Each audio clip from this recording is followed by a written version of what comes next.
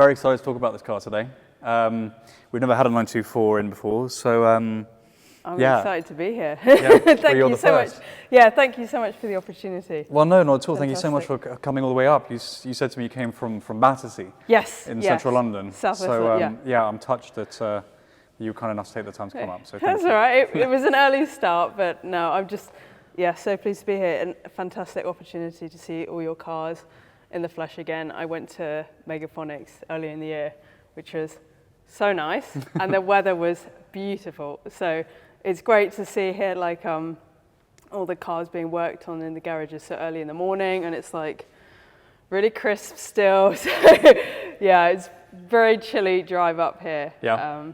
But no, we made it. We were okay. Yeah. Made it in one piece. I didn't see any salt on the roads, but I have heard that they have salt. Yeah, there's a little bit of salt on the roads, I think. But it looks like it's made in one piece. So yeah. Yes. But no, thank you for the kind words, and thanks for coming to Megaphonics. I really appreciate the support. So yeah, no, awesome. So let's start with the basics. We're looking at a 924 LUX. Yes. So you're going to have to forgive me, and our listeners are going to have to forgive me also, but my knowledge of 924s isn't fantastic. Okay. So hopefully this is going to be, I'm sure this is going to be a good learning experience for me as well. Yes, and me too, yeah. I got to add a little disclaimer. I've had this car so around 3 years now. Mm-hmm. It's my first car, so I got it when I was 20. Yes. Awesome, okay. Yeah, so I am still a little bit rusty or new to cars, even in general. Mm-hmm. My dad has a Jaguar Mark II from 1962. Oh, that is so cool. Okay, awesome. Yeah. So he's had that sort of, I'd say around 35 or so years now. So is this where the love of cars has come from? Okay. I think so, yeah. So I knew this car growing up. And you knew his car or this car? His car growing up. I knew that car growing up, and I knew it was special, and I knew it was different, but I didn't quite understand what was so truly special about it, apart from it looks gorgeous. I didn't appreciate the difference between, it having like a walnut or mahogany kind of dashboard. I didn't appreciate how lovely the horn sounds. I didn't appreciate how nice the engine sort of purrs when it's idling. I didn't really see any of those things until I sort of grew up and realized, okay, this is quite a bit different to modern cars now, where it's all plastic interior, the horns all sound the same, they're all turning electric now, all these things. And so, yeah, I knew his car was good. And it was only till I was sort of late teens that I realized, like, okay, actually this is really one of a kind. This is incredibly original. He's the third owner. It used to live in Truro, and the two previous owners lived literally streets away from each other. Right, okay. So yeah, he took it, and it now lives in London. But yeah, coming back to the 924. Yeah, what did Dad think when you said, actually, I appreciate your Jag, it's a very cool car. Yeah. It's been around for longer than you've been alive. Yes. But actually, I kind of fancy something German. Well, it didn't actually really go that way. No? So initially, when I was I turned like 20, was looking for a car. I didn't need a car living in London because up until that point, I used to do a bit of cycling, a little bit, or would take the bus or the tube. So for the most part, I was fine. Didn't need a car at all, but I wanted a car. I wanted that freedom. And my best friend at the time, she had a Fiat 500, and she'd take me everywhere in that, and it was like pretty nice, like being able to have lifts places. But I wanted to have my own freedom, and so it's funny how you use the word freedom. Yes. So what do you mean by freedom? What is it that the car gives you? The ability to just get up and go whenever I want, and just not really worry, like, oh, is the bus going to be late?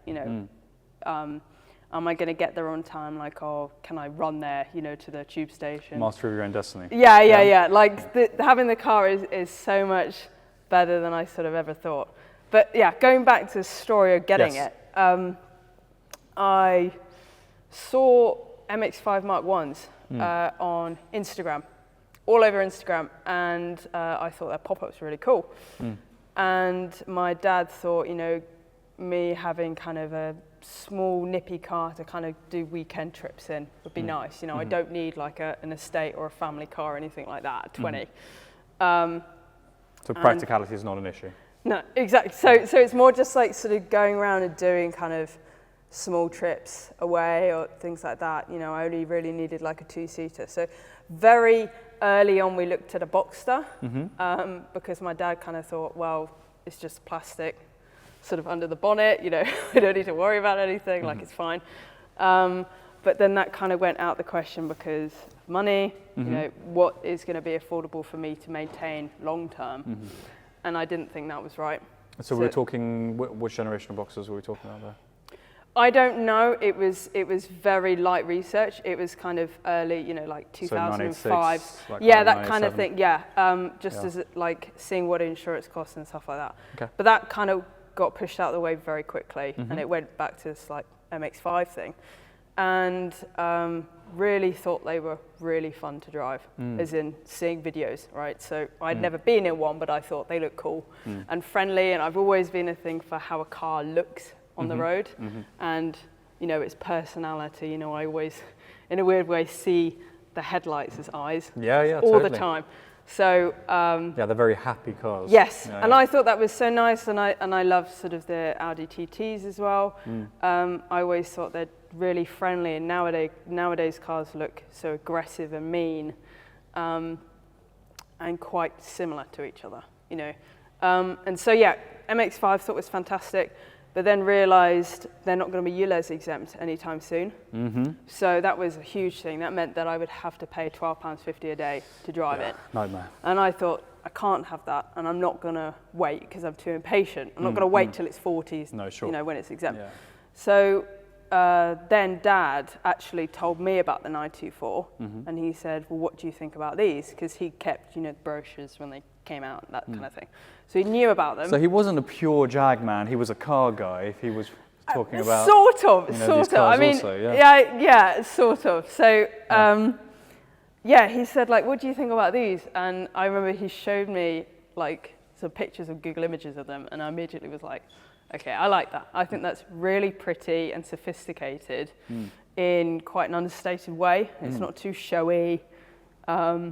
And yeah, that was kind of when I first was like, okay, I want this now. Like, and usually with me, like if I want something, I end up getting it. Yeah. So yeah, sort of February 2021, I think my dad got me membership to the 94 Owners Club as a late Christmas present. And we started researching them because we thought, well, we'll join the club first, see what it's like, and sort of learn more about the car, and then plan ahead, do loads of research, and I'll get the car when I'm like 25 or something, you know, because I don't need it now. Yeah. Well, that's very astute of you to, or wise of you to take the time and think, you know what, I'm not in a huge rush. Exactly. Yeah, that was the main thing. I didn't want to. I wanted to get the right car first time around. I didn't want to get something, go too hastily and kind of make mistakes and learn from it later and realize. Well, okay, that's a real credit to you, because me personally, and I'm sure a lot of our viewers, you know, have, especially in our younger years, have made car purchases that have been mainly from the gut and not necessarily from the head. You know, especially when it's something that is so, that pulls at your heartstrings so much as, you know, enthusiast cars. I know. So many things I see, car.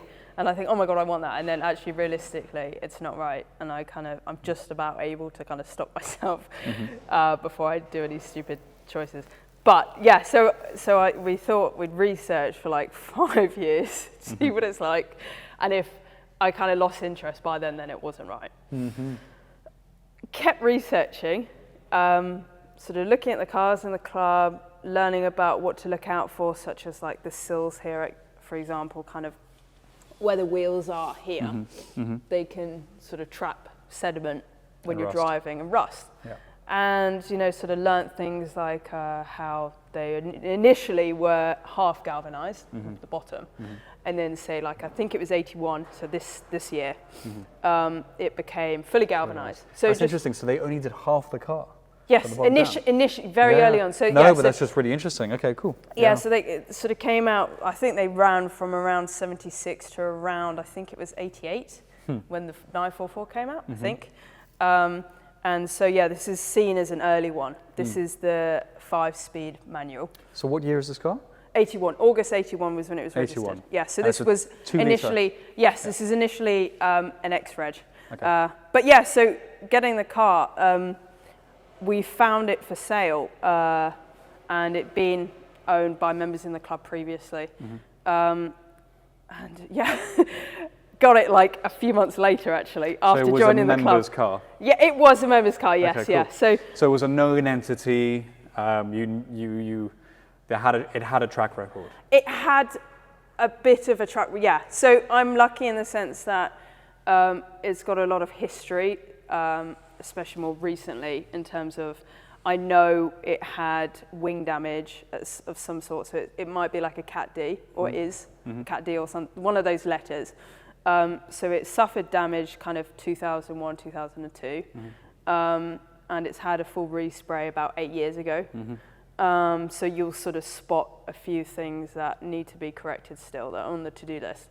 But yeah, so I initially wasn't going to get this so early on, but I had like a spec sheet that I'd done with my dad, like PDF document, all the things I was after. I was very interested in getting a LUX because it would have the sunroof. I thought that was like so good that it sort of fully lifts out, goes into Such an the boot. interesting design as well, because there's no place for it to retract, so it really does have to come out. You end up with this huge aperture compared to what you get on 911s. Yeah, and compared to modern cars, when you get like Panasonic,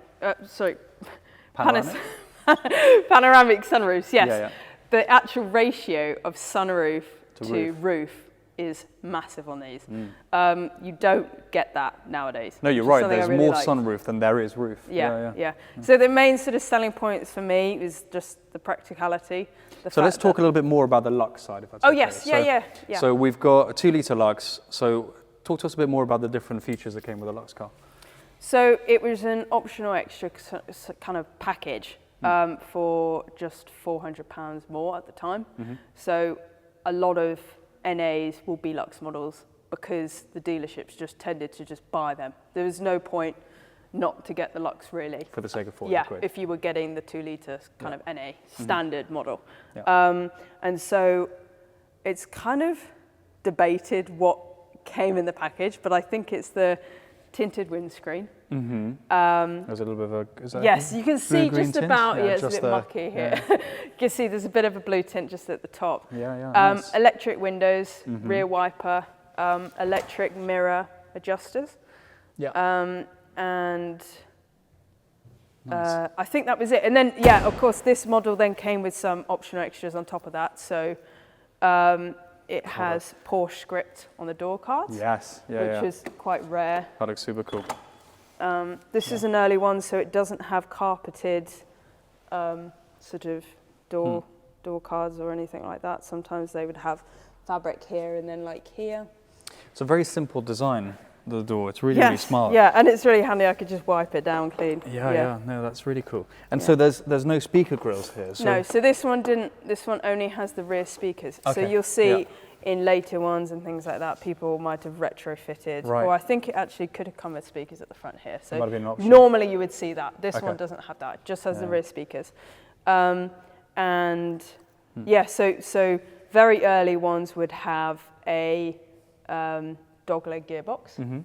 And then this turned into kind of the normal standard one that you'd see today. And at the time I thought that's probably safer. With me being a new driver, I didn't want to just get caught up on that, even though I think it makes a lot of sense having... And what's the gearbox like? Is it easy to use, smooth? I would say it is, although again, I don't have anything to compare it to. It's true, okay, let me... So, I mean, you're welcome to have a seat in it. Do you mind if I take a seat? Yeah, of course, yeah, please do. Yeah, so the seat is quite far forward. You'll know when you get in. And it's not very adjustable. So it only goes kind of backwards and forwards. Handbrake is on the right. Yeah, that feels good to me. It's very positive. You know, it's not vague. The only thing I struggle with is getting into reverse, I think. And I'll tell you what, the clutch isn't difficult either. It's a bit squeaky, but yeah. What a nice place to be. Yeah, no, I really love it. It's really quite driver focused when you think everything is really just to hand, exactly where you need it to be. And I really like how it's got a shorter gear stick as well. You know, a lot of cars have quite a Yeah, tall quite one. a stumpy. No, it's good. It's got no power steering. But it feels so light. Yeah, I mean, it's pretty good, yeah. I is that feel it a because the bit, car but is only light? because I don't have much upper body strength. But I wonder whether it's because, well, in London it's always going to be heavy. Yeah. But I wonder whether it feels light because the car is light, probably. And also maybe it's because the floor is polished in here. But yeah, that feels really nice. The controls feel really light to touch. Yeah. Really So nice. I added in that Panasonic 493 radio. Okay, yeah, let's go through the interior while we're here, Yeah. So Okay, cool. when I got it, it came with a Boxster CD player. A Boxster CD player. Yeah. So kind of, I think it was 2002, like something beginning with a B. Okay. Kind of A radio. Becca? Yeah, that was Becca it. radio. Yeah. So I've always wanted this to be period correct. Okay. Yeah. So I've done slight changes to it over the years to try and work through that. Yeah. Added in the car phone, that was a cheap eBay find. So you put in the car phone. Yes, yeah. Love that feature. So I fitted that in, and then my mate Matt, who's also in the club, he's got a really nice racing 924. He wired that up for me. So it's not supported anymore, but it will beep, and you can dial with it. Yeah. When it's very dark in the car, you can actually see the buttons are orange and the display is green. Yeah, love that. It's just I love very that you hard went to to see. to the limit of to the extent of actually. Do you know what? I wanted to do this as well. Like, what's it called? For my 930, and I've looked around for them, but they're quite hard to find actually. Yeah, I mean, it took a bit of hunting. It cost around £45, I think. I ended up buying 2 units individually, and this is I think it's an NEC Mark 1. I couldn't quite work out what year this was from, and I think they wouldn't have fitted car phones to cars until kind of like late 80s or 90s maybe, I'm not sure.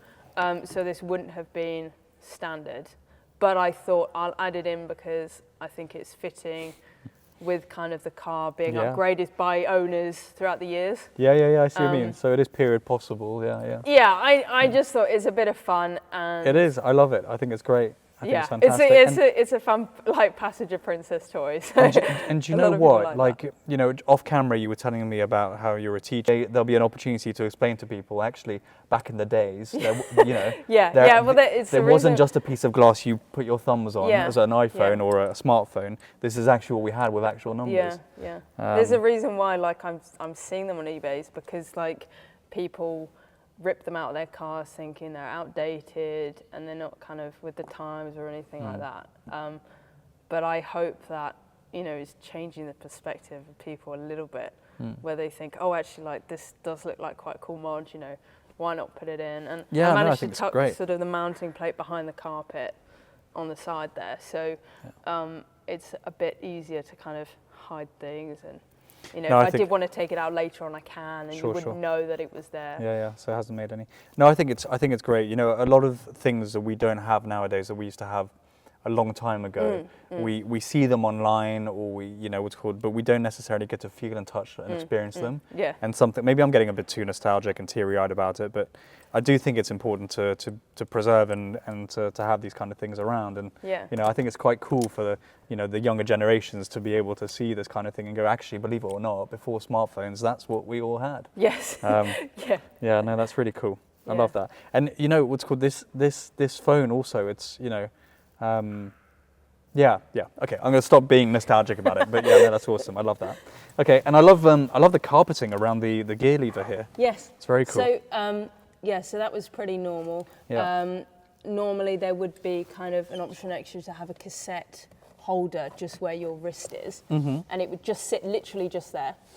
Mine doesn't have it, and I kind of prefer that because I do rest my elbow on there a lot. Yeah, it's clean and crisp. And I like how it's nice and carpeted. Yeah.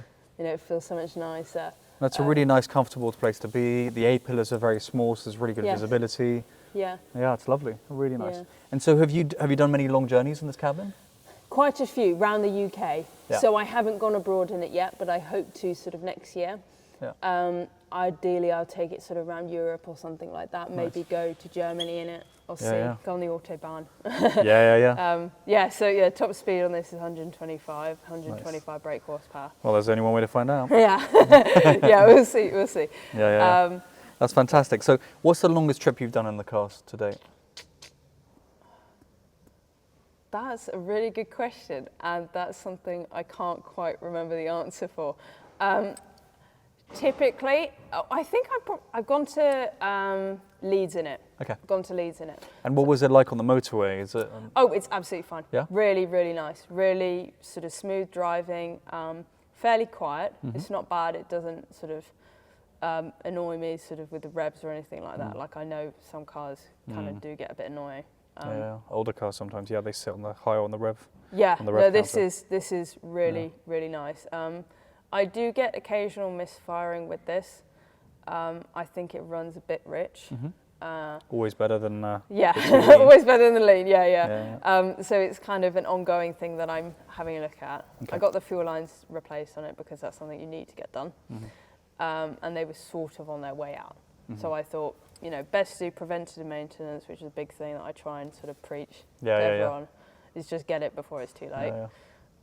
Gosh, I wish I had your wisdom when it came to doing the research before I bought a car, and this, you know, this approach of, you know, what's what I was, you know, trying to do the bare minimum and make sure that I didn't have the cash, so I was just, you know, But yeah, no, having the approach of preventative maintenance is definitely the right way. So I was really fortunate with this. Like my dad was able to buy it for me outright, and then I sort of get a loan off him, sort of pay him back over time. Sure. And that meant that because I kind of had more money to play with, I was able to get a better condition one from the get-go.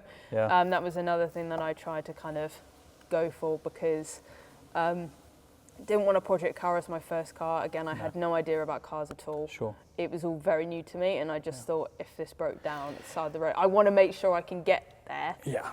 And then maybe take on a project in the future. And the truth is that, you know, you buy well now or pay for it later. Yeah. Yeah. So buying a good car from the get-go is always going to pay dividends or be a better investment. Yeah. Costs you less than in the long run buying a worse car that you're going to have to work on a huge amount. So let somebody else spend their hard-earned on getting a car up to scratch. Yeah. So getting this, I was ideally looking for, again, LUX model. 2 litre would be fine for me because it's my first car. I knew insurance prices were going to be quite high. They were all right for me, but again, because of the LUX model, the 2 litre. So let's talk about insurance premiums because you know we'll have listeners out there who are like, shall I buy my first Porsche? Yeah. You know, and interestingly enough, this year I had an 18-year-old who came up to me and he said, I've been coming to Megaphonics for the last 5 years. I brought my first car and it's a 924. So he was also an example of someone whose first car was a Porsche.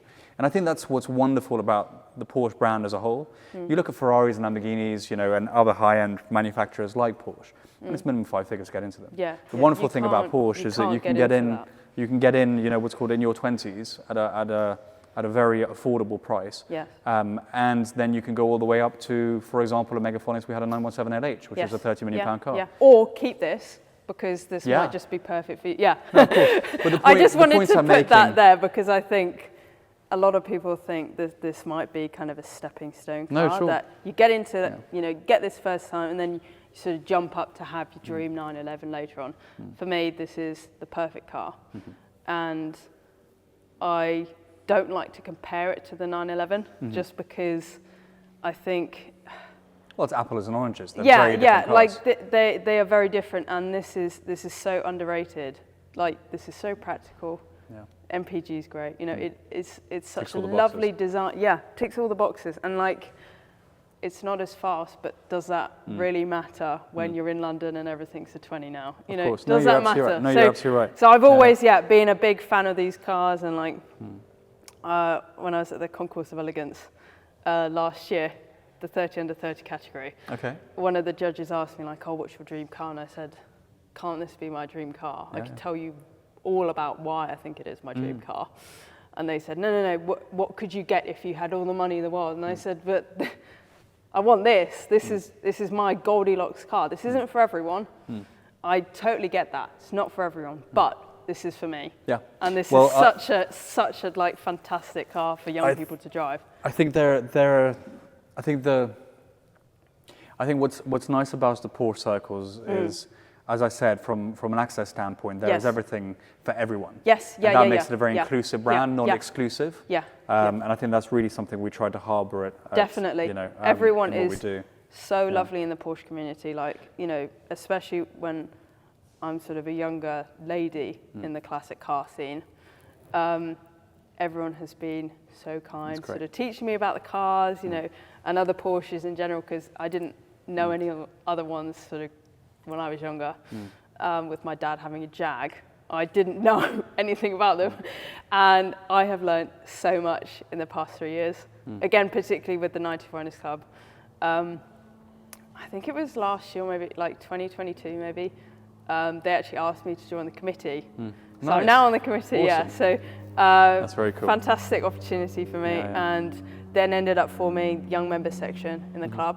Nice. So we've got around roughly 45 to 50 young members, and that's in about a year and a half of kind of establishing ourselves within that club. So, you know, if you're a club member, 94 Owners Club member, and you're under 30, you're automatically deemed a young member. So I thought it's good to have a cap on it, just because when I first joined the club, I didn't know anyone, and I didn't know how lovely they all were, and I was very shy. First proper drive I did with this was to the Peak District with my dad on their Peak District run. And I was going down country lanes, sort of 25, 35 miles an hour. Didn't go out of third gear. I was so scared. I'd forgotten how to do a hill start. You know, I had P plates on the car. And only when I sort of started to learn more about the car did I realize how lovely everyone was teaching me about it.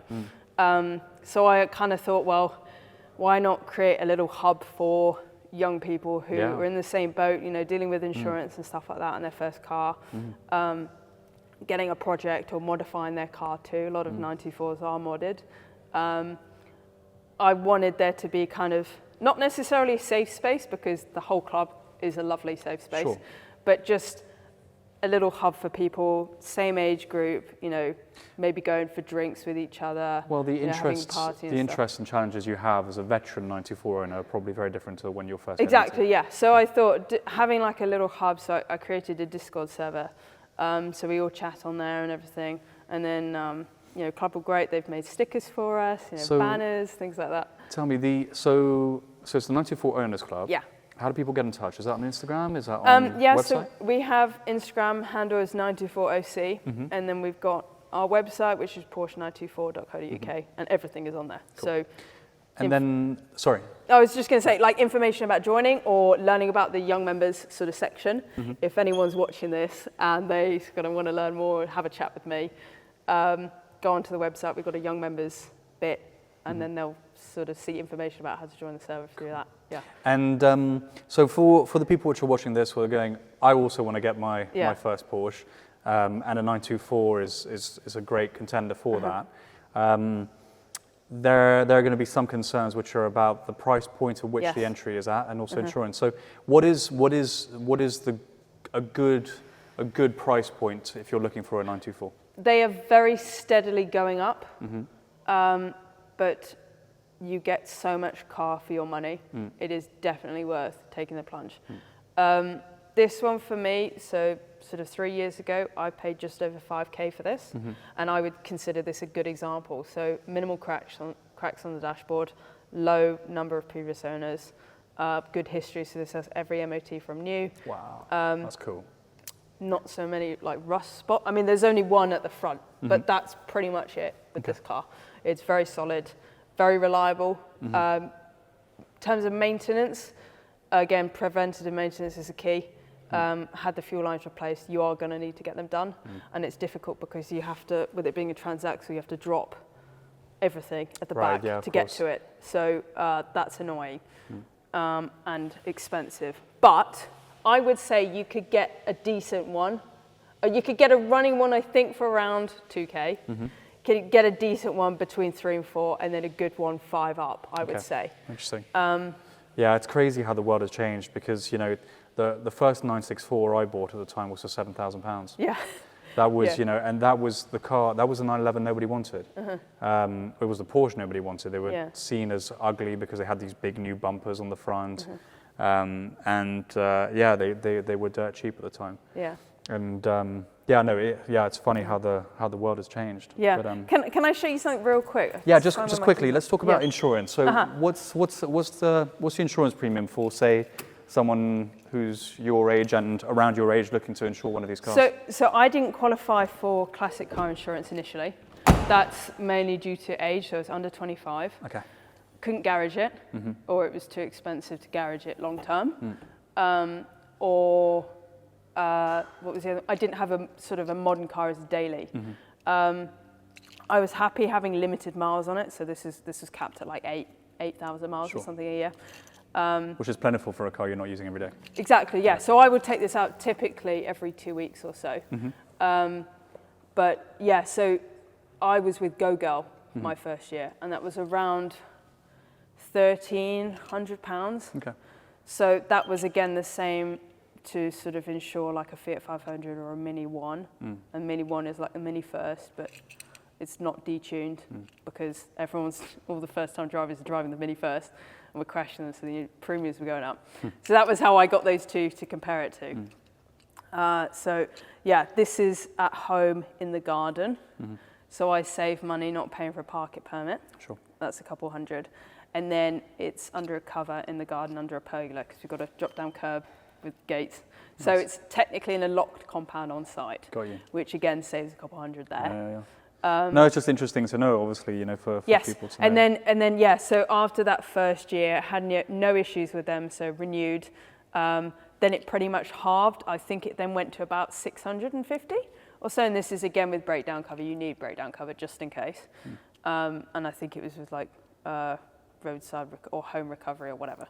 Cool. That was another thing I needed just in case, even though this hasn't let me down, which has been great. Yeah, it is an immaculate, condition car. Thank you. I've got to say, it's very, very clean. The paint, very often when restorations aren't done very well, what's called the paint just the car starts to look thick. Right. So the paint starts to look thick. Yes. And here the paint, I have to say, looks really thin. Yeah. It looks like it's There's a couple well. of things I want to work on. Like when I first got the car, I got the front valance resprayed because the kind of crinkle, like anti-chip paint was like an orange peel. It was pretty disgusting. There's a very harsh line where it ended too high, all of that stuff. So I got that correct at the front. And I'm looking to kind of, you'll see like in the arches, the remnants of it, where it is still. Okay. But that's hopefully gonna sort of get corrected in due time. I changed the wheels, so these initially were the silver tarantula style ones. Then I found these for sale through a friend of mine. Tarantula style? Yeah, so these are kind of the... I'd never heard of them being referred in that way. Oh, really? Yes. Yeah, to me they're always the cookie cutter, but they're not quite. Actually, cookie cutters are slightly different, aren't they? Cookie cutters are different, Yeah, they are. So it's harder to picture the tarantula style because of, I think, the black. I think a lot of people see these more as like Fuchs or, cookie cutters. They look really cool. But these are tarantula style because it's kind of got the 8 points here. This is a very limited kind of run between 80 to 83 maybe, I think. They were made to look like Fuchs. But I like how this is the original black paintwork, and then I just went to Chap and Birmingham and got the rims polished for me. So this is a bare metal sort of steel rim. Nice. So I got that done. I was just going to tell you about how practical the boot is. Yeah, it is, isn't it? There's loads of space there, really. With this, with it being earlier one, you've got a full-size spare wheel. Yep. Later ones have an expandable tyre, so it's slightly sort of lower. You've got a boot cover here, which is really nice. I found, the rear seats also fold down to make loads more space. And it looks like that cloth finish on it is cool. This is Berber. Berber. Yeah, so this is Berber cloth, kind of like a tweed finish. Really nice. Previous owner, it's come away a little bit on the driver's seat particularly. So it's been repaired a couple of times, and they've actually put leather at the front. So that's where you'll see the black leather. Yes. Initially with the Berber, you wouldn't get that. It would just be like matching the rear seats. It'd just all be Berber. But the bolsters will have gone at some point. So someone has decided to replace that. Yeah. So do you know what? It looks great. Yeah, I think it looks really nice. It splits it up a bit too. Yeah. So this is the original sort of leatherette. This is plastic vinyl. And then this is the actual black. Ah, so real that would have leather been Berber. here. Yeah, so it makes it a bit easier to maintain. You know, you can wipe it down and stuff. It's harder wearing, particularly when you get into this car. You can kind of drop into the seat a bit. They're very cushiony, so they're just a bit harder wearing, I think. Awesome. But yeah, so yeah, full size spare wheel, which is great. Mate of mine got me this boot net, which is really nice. I believe it's original. Yeah. And then I found this Olympus case that was outside my neighbour's house for the bid. Really? It was an 80s case, yeah. So originally Olympus used to do Cameras? cases. Well, yeah, they do cameras, but they used to also do cases for medical equipment. Right, So okay. expensive. So this used to have like an endoscope or something initially in it. Interesting. But I got that, and that just keeps all my sort of bits and bobs in there for like when I go to events, because I'm sort of trying to carry banners for the young members, things like that in there. So I have that, and then here these sort of boot pockets go all the way down the side of the car. Oh yeah. So Can we have a quick look? Yeah. I mean, Maybe of course you can. This one's probably the better one. So I keep all my tools and things in there. Right. So it goes quite deep, doesn't it? Yeah. It goes all the way down. So it goes what? All the way down to here.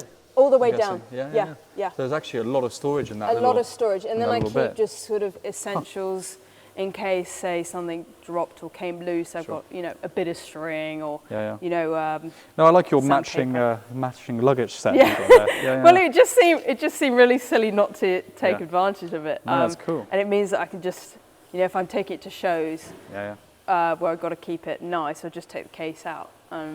But that usually just keeps kind of bits and bobs, blankets, things like that. Well, it's very period correct, isn't it? Yes, Again? I thought that, and particularly because the car's silver. Another thing I forgot to mention, this is an early one, so this doesn't have a spoiler. That was a big thing when I got this car. I didn't want it to have a spoiler. It's a nice clean look, actually. Yeah. I prefer that. Yeah. But that being said, it was more popular to have the spoiler, and it then became standard because so many people liked it. So it's non-spoiler, it's a really clean look. So tell me the story here, because we've got a very dangerous kitty by the look of it.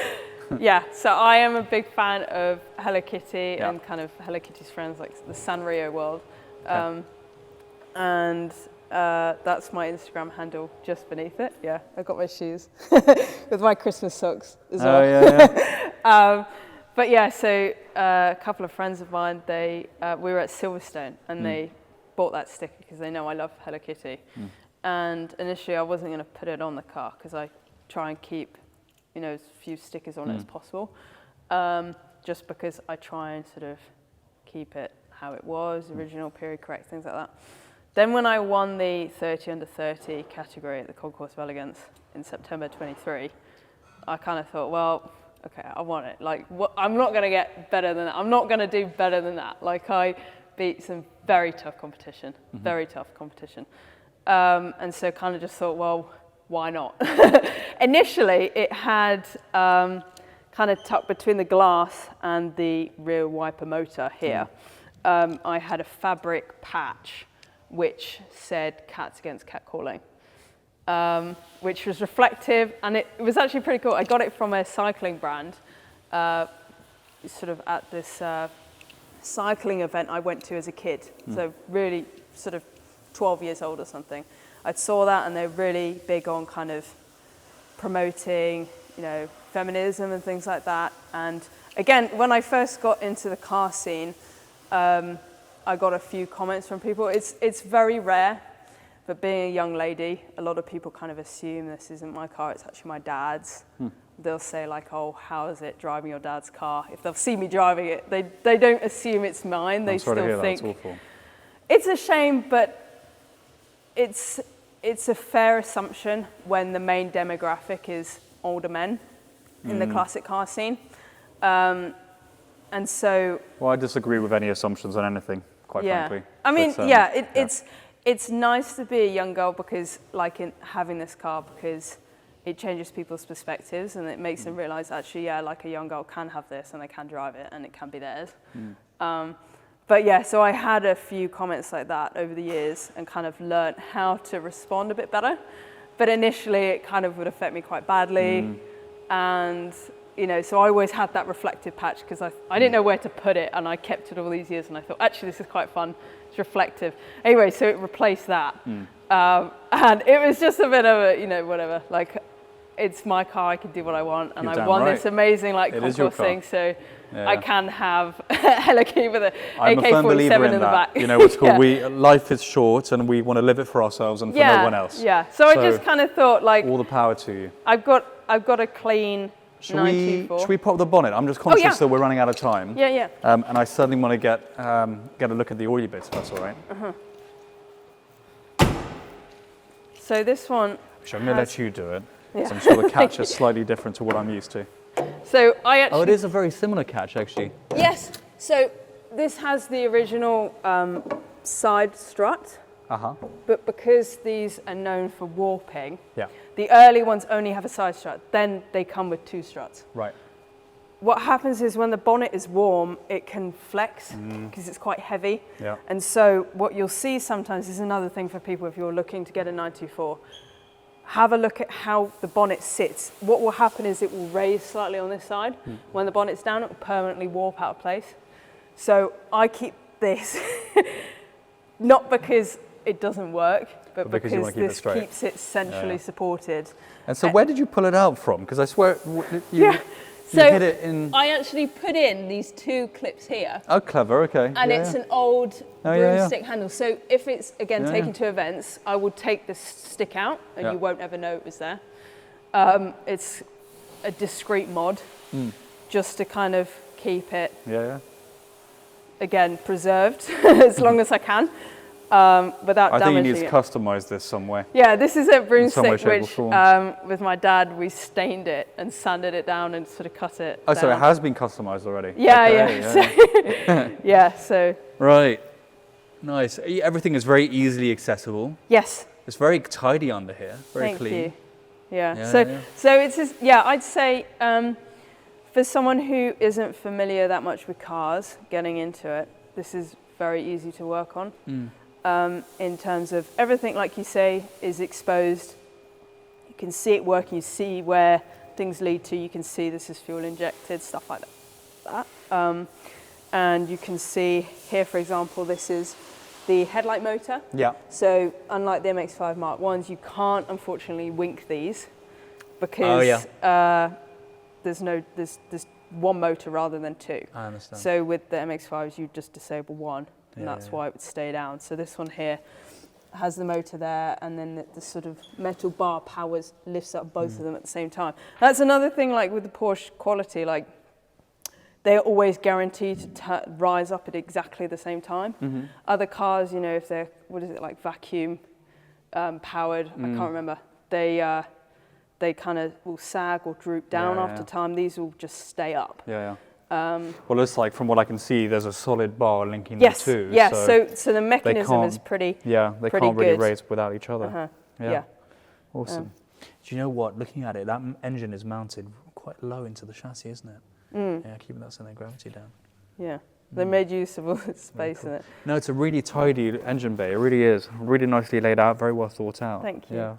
Yeah. Really Another thing I'd just point out quickly is when buying a 924, you want to watch out that the passenger footwell is dry, because what happens is leaves will come down when the bonnet is down, obviously, and you can see it a bit here. Leaves and water will get through here, and then they'll kind of sit underneath the battery and will rot through, because these drain holes here, there's one either side, can get blocked. So water will sit there, it will rust through, and that's where the fuse box is, directly below. So if you can feel damp in the footwell, you know chances are there might be electrical issues because the fuse box could have gotten wet. Minimal electrics with this, but it's something to consider. Like that was another thing that I always learnt to sort of check for, is damp, make sure the drainage holes are okay. Sometimes the sunroof can leak on some of them. Mine doesn't. I don't have any drainage issues with this, thank God. But again, preventive measures, you want to keep an eye on it and just check every so often before you put the car away for winter, like I will.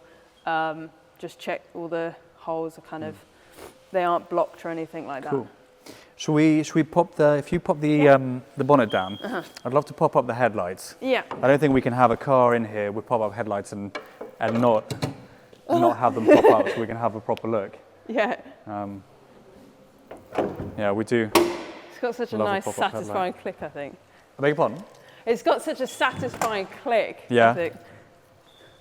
So this one, a lot of them have immobilizers. So mine has one, and I can't even. Yeah, look at that. I can't even power the windows without them. Yeah, no, that was great. Yeah. Yeah, they came straight up, and at the same time. Yeah, very nice and yeah. smooth. They're quite slow to rise, I think, compared to other cars. But again, I think they were designed to just go up and stay up. Yeah. You can't, unless you disable, say, the relay or the motor.